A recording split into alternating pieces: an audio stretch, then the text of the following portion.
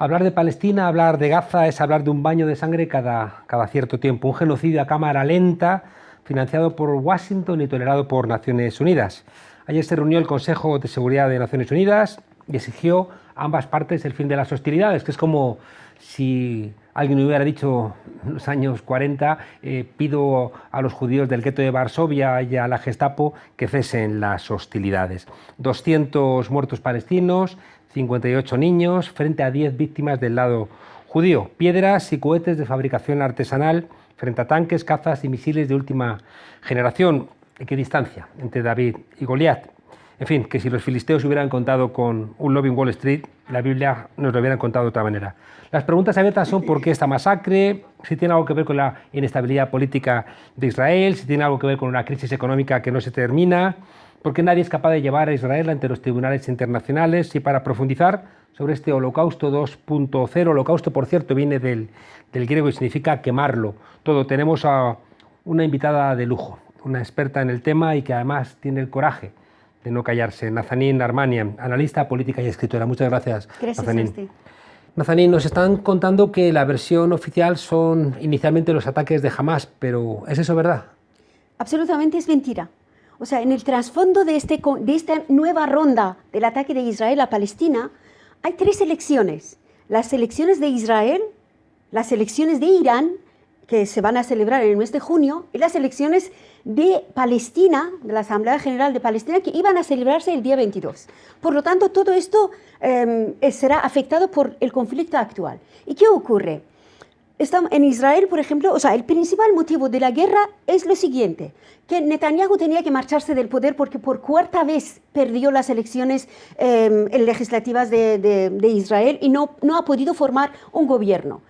El día 7, justamente el día 7, el presidente del país encarga al líder de la oposición formar un gobierno que curiosamente en este gobierno de coalición, porque son partidos minoritarios, nadie tiene ahí ahora mayoría absoluta, en este gobierno minoritario además iba a entrar por primera vez en la historia de Israel un partido palestino árabe, ¿no?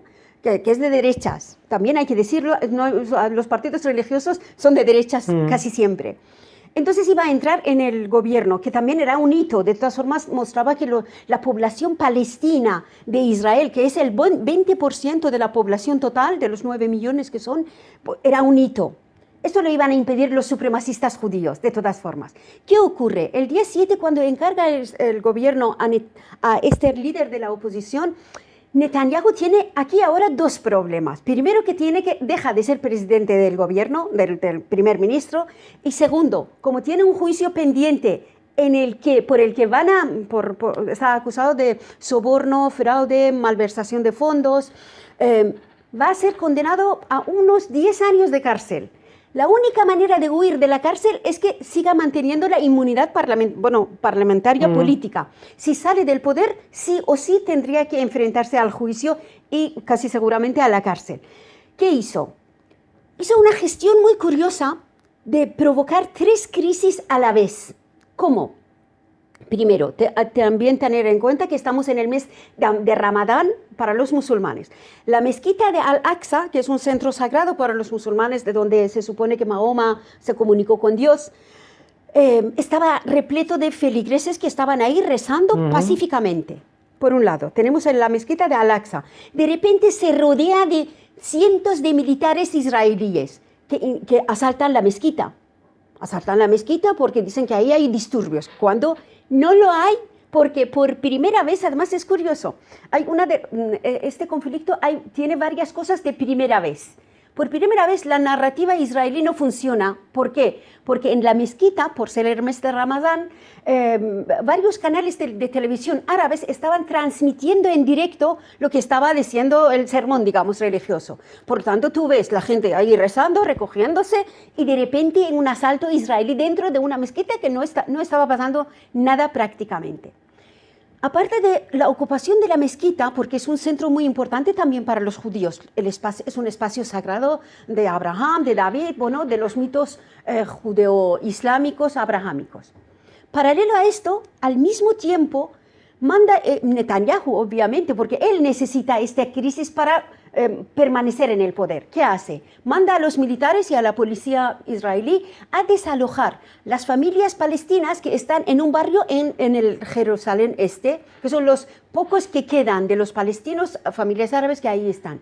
Cerca de, quizás no llegan a 7 o 8 familias, pero simbólicamente mantienen la resistencia ahí para que todo Jerusalén no sea judeizada, digamos, ¿no? Entonces ahí la gente empieza a resistir y la policía israelí empieza a golpear, a utilizar balas de goma y provoca conflicto. Por lo tanto, ya tenemos dos crisis importantes en un espacio pequeño, además. Tercera crisis.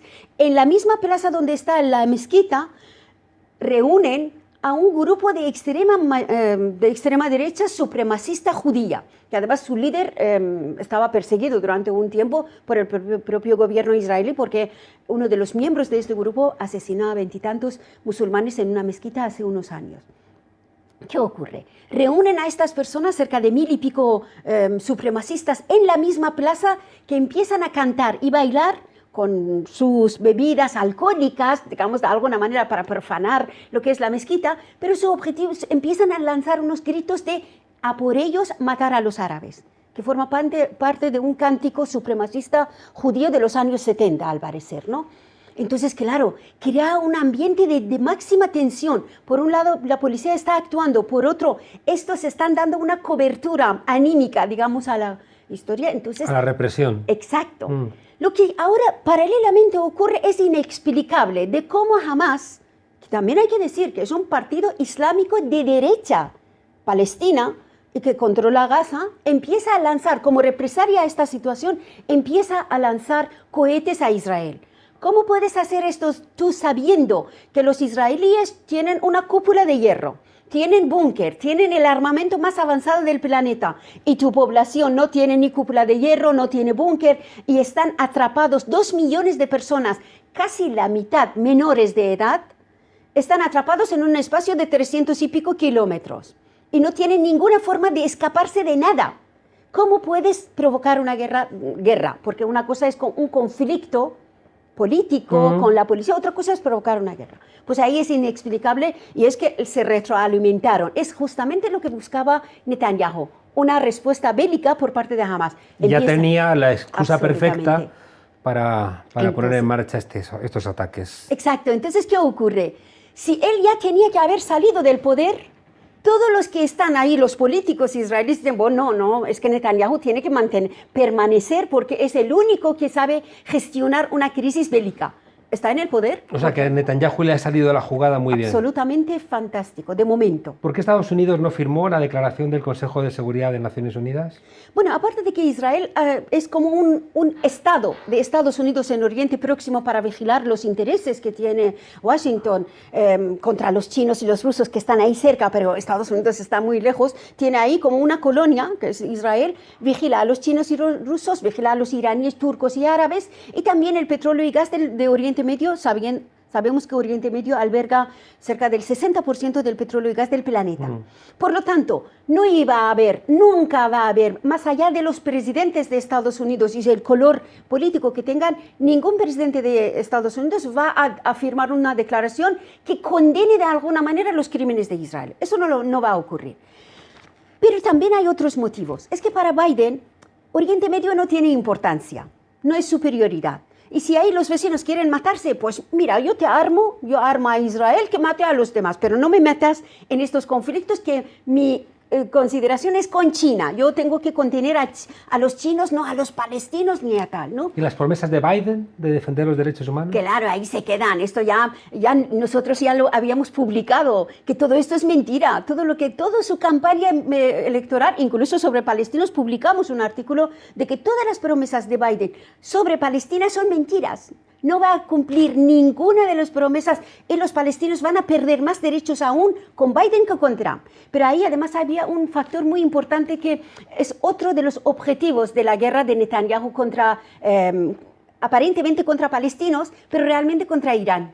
O sea, lo que quería Netanyahu era, porque sabéis que ahora en estos momentos hay unas negociaciones entre Estados Unidos e Irán en Viena, porque Biden ha prometido resucitar el acuerdo nuclear por el que Irán se compromete no tener armas nucleares ni misiles avanzados tampoco, o sea, acepta su desarme ante Israel a cambio de que se levanten las sanciones económicas que está asfixiando a la población iraní.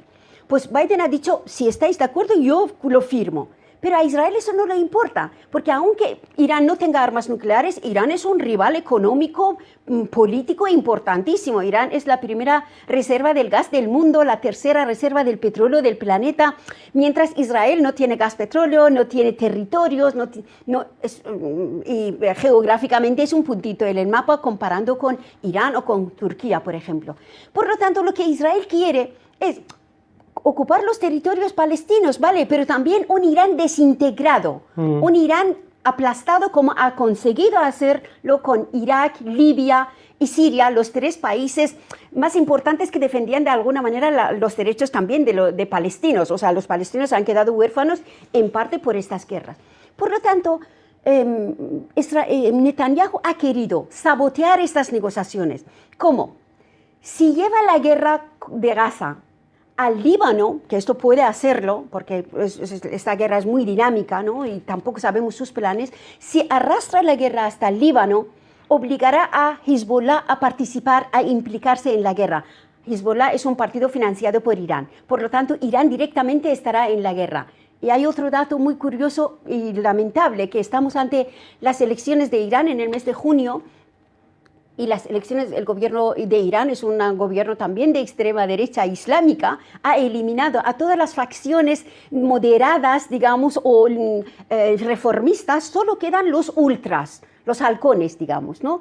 A algunos, entre estos halcones hay dos facciones, dos corrientes. Una dice que, bueno, vamos a firmar la paz con Estados Unidos y indirectamente con Israel para que puedan dejarnos como oligarquía gobernar el país, porque siendo Irán uno de los países más ricos, sería Irán como Egipto de general al-Sisi. Ellos actuarían como generales islamistas, pero tipo al-Sisi.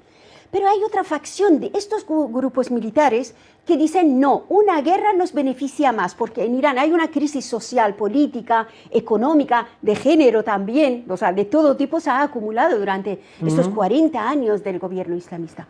Ven en una guerra, piensan que pueden controlar una mini guerra una guerra de baja intensidad con Israel como una forma de escape, exactamente lo que piensa Netanyahu, lo que puede pensar un mandatario de este perfil. Y los canallas entre sí pueden encontrar intereses compartidos. Es terrible, es terrible. Déjame, antes de preguntarte otra vez sobre esto, hay gente que plantea que, cuando menos en la política exterior, Biden puede ser peor que Trump. Sí, y es así. Y mire, lo que ocurre es lo siguiente. El Partido Republicano tradicionalmente ha sido un partido aislacionista, o sea, no ha intervenido militarmente en los países extranjeros, se ha dedicado más a organizar sus intereses dentro del país. Las grandes guerras de Estados Unidos la ha organizado o la ha continuado. Bueno, salvo América Latina, que eso es una constante. Aquello es ¿no? otra cosa, Eso es su patio y es su propiedad, digamos, ¿no? Salvo en la época de Bush, las grandes guerras de Estados Unidos han sido lanzadas por los demócratas. ¿Y qué ocurre? Justamente la negativa de Donald Trump de entrar en una guerra con Irán ha sido su pena de muerte, su pena de destitución. ¿Por qué? Porque además hubo varias provocaciones en el Golfo Pérsico. No sé si te acuerdas cuando, por ejemplo, cayó un misil sobre la principal refinería del mundo, que es Aramco, de Arabia Saudí, parando la exportación del petróleo saudí durante 2 meses. Pues echaron la culpa, la prensa occidental echó la culpa a los iraníes, que a través de los yemeníes habían saboteado. Era mentira. Entonces, claro. ¿Quién había sido? Claro, John Bolton, por ejemplo, uno de los halcones, dijo, han sido los iraníes. El otro, Mike Pompeo, dijo, sabemos que han sido los iraníes. Y Donald Trump dijo, no estoy muy segura de que hayan sido los iraníes. Y otras provocaciones. Al final se supo quién había Al hecho el final atentado. han sido los yemeníes, o posiblemente podía haber sido una provocación interna justamente para implicar a Irán. Las guerras de bandera falsa existen. Claro, existen constantemente. Entonces, ¿qué ocurrió? Donald Trump se negó a lanzar una guerra contra Irán. Se negó. Aceptó que mataran a algunos de los comandantes iraníes como asesinato selectivo, pero no una guerra contra un Irán tan grande, Sí, poderoso. Y de escuchar en el libro de Bolton también plantea que él propuso una guerra contra Venezuela y tampoco. Trump no quiso. Tampoco. Es terrible que un loco como Trump al final para la política exterior Exacto. sea más positivo que una persona más sensata a priori como es Biden. Sí, sí, o sea, porque hay unos intereses detrás de estos presidentes que tienen más poder que los presidentes de Estados Unidos. Joe Biden es el representante de las empresas armamentísticas de Estados Unidos.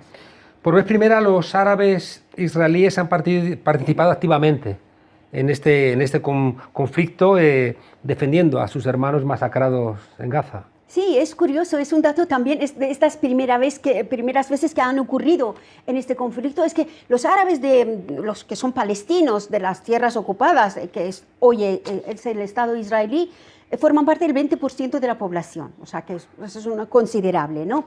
Pero están sometidos a una política de apartheid legal y social del gobierno israelí contra ellos, que no les deja prácticamente tener los mismos derechos que los judíos. Hasta hoy, cuando Israel atacaba a Gaza o Cisjordania, ellos se mantenían al margen, porque ya están bastante reprimidos y ahí están atrapados para participar.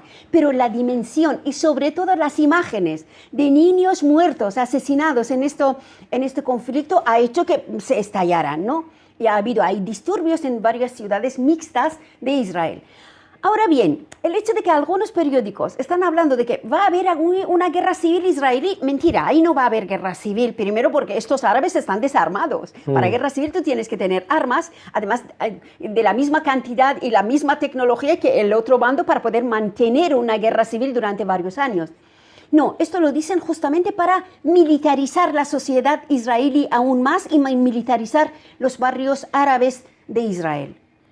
Los ataques a Siria tienen que ver con el intento de dañar los acuerdos de Abraham, los acuerdos de paz con los países árabes. Claro, los acuerdos de Abraham que Israel ha firmado con algunos países árabes como Emiratos Árabes, Kuwait y algunos países que estaban en la cola para firmar, ahora están en el aire. Si este conflicto dura en el tiempo, por ejemplo, 2 o 3 meses, y estas imágenes de la matanza de la población palestina llega a todo el mundo, los países que han firmado aquello tienen que desapuntarse, porque hay una presión de la opinión pública. Están rezando para que, por favor, que cuanto antes Israel parara los bombardeos. ¿Y los bombardeos a Siria? Entonces, ¿qué ocurre con Siria? Si veis el mapa del 1940 o incluso la Primera Guerra Mundial, veis que los países grandes de la región están desmembrándose. O sea, las potencias grandes con cada guerra desmiembran los países que estratégicamente les puede perjudicar. Estratégicamente me refiero a largo plazo, más allá de quien ahora les gobierna. Entonces, lo que han hecho después de la caída de la Unión Soviética, el primer paso de Estados Unidos fue justamente el mismo año la guerra contra Irak, la guerra del Golfo Pérsico, ¿no? Es el mismo 1991. Y lo que hace Estados Unidos desintegra de alguna manera Irak. La parte norte está prácticamente separada, que es la zona kurda. Paso seguido, después fue con Yugoslavia. Tercero, ahora Libia no tiene estado, es un estado fallido. Con Siria ha hecho lo mismo. Siria ya es un estado fallido, pero el norte de Siria está bajo el control de Estados Unidos, que ha implantado en este país, por primera vez en la historia, cerca de 12 bases militares en Siria. Por lo tanto, el objetivo de Israel es convertir los países importantes de la región en mini-estados, y esto siempre pasa por guerras, claro, o estados fallidos.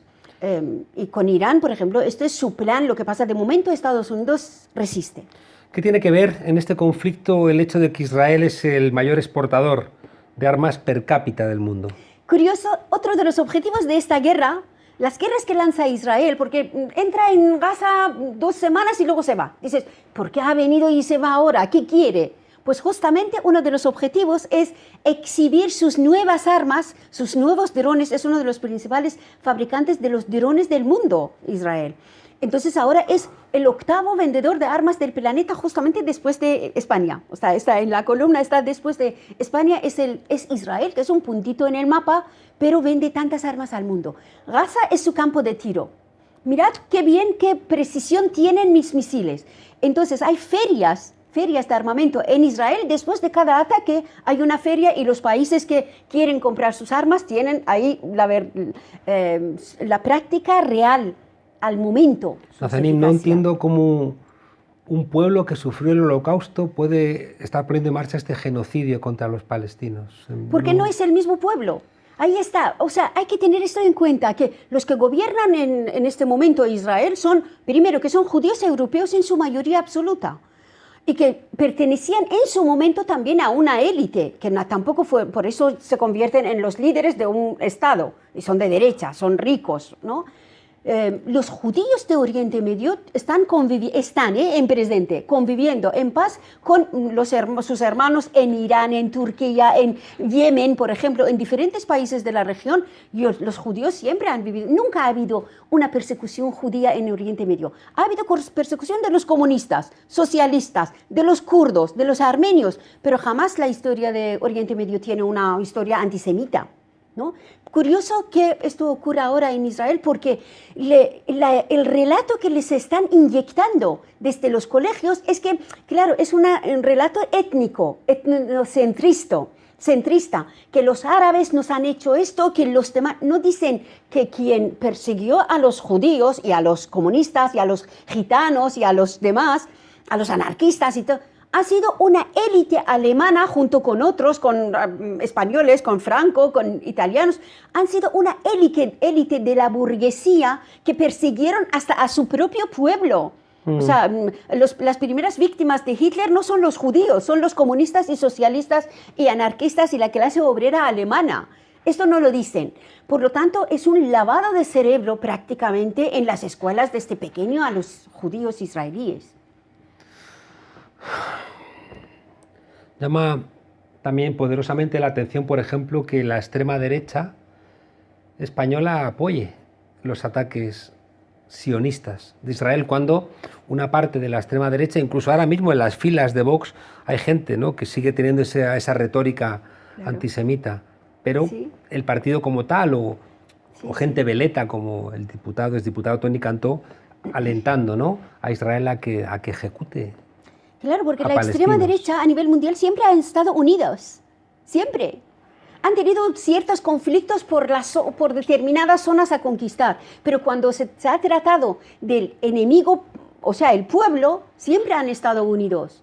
Y lamentablemente luego está la otra versión, que las fuerzas democráticas, las fuerzas progresistas, ni a nivel local ni a nivel internacional están unidas. No lo están. Por eso pueden aprovechar estos espacios para masacrar y emitir la masacre por la televisión y el pueblo en el mundo como si estuviera anestesiado, como si esto no fuera con ellos.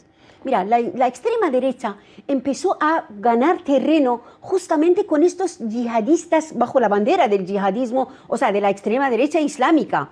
En Oriente Medio, la extrema derecha judía, islámica y cristiana empezaron a tomar el poder justamente en la década de los 80. Digo cristiana también, porque dices islamista, pues los yihadistas. En Irán y en Afganistán tomaron el poder los chiitas y los sunitas justo en 1979. En este mismo año, Lech Walesa, líder de la ultraderecha católica polaca, tomó el poder en Polonia. Por lo tanto, empezaron a ir poco a poco bajo la bandera de la religión.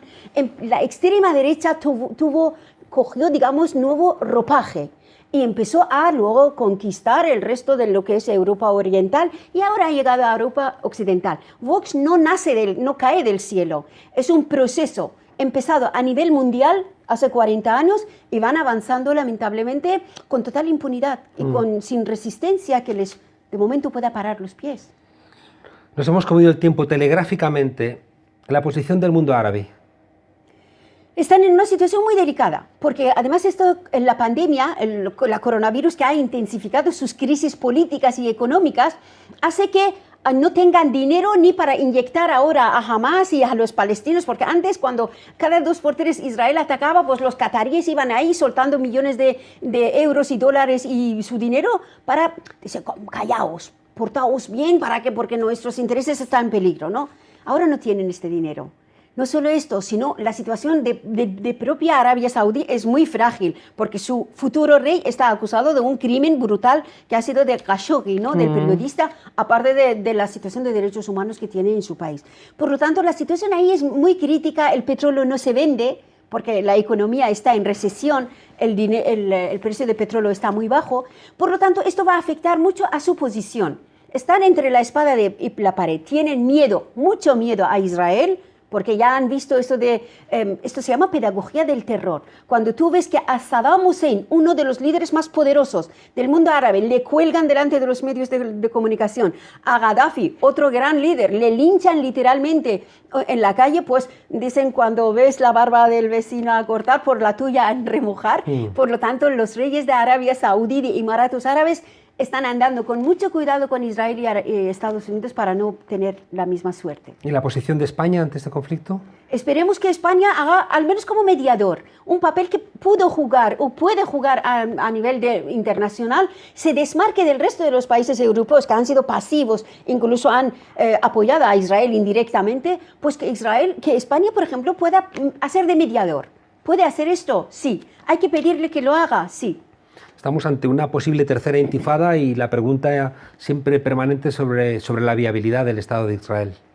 El Estado israelí es inviable, sobre todo justamente el hecho de que los árabes de Israel se hayan levantado en contra de un gobierno, están desestabilizando, o sea, ya la bomba de relojería de este supremacismo está dentro, ya no está en las fronteras.